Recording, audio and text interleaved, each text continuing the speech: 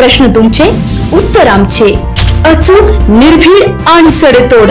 लोकशाहीचा खरा मंत्र म्हणजेच न्यूज लोक.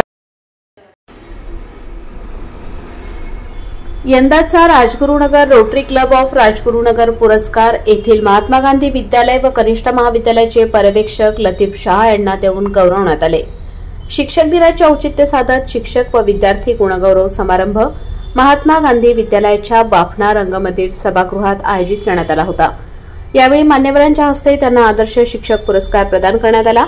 यावेळी कार्यक्रमाच्या अध्यक्षस्थानी सेवानिवृत्त शिक्षणाधिकारी सिद्धार्थ चव्हाण तर प्रमुख पाहुणे म्हणून राजगुरुनगर ग्रामपंचायतीचे माजी सरपंच शांताराम बापू घुमटकर, महात्मा गांधी विद्यालयाच्या प्राचार्या संध्या कांबळे, खेड तालुका एज्युकेशन सोसायटीचे संचालक गणेश घुमटकर, व्यवस्थापकीय अधिकारी कैलास पाचारणे, राष्ट्रपती पुरस्कार प्राप्त सेवानिवृत्त शिक्षक विठ्ठल भोर व्यासपीठावर उपस्थित होते.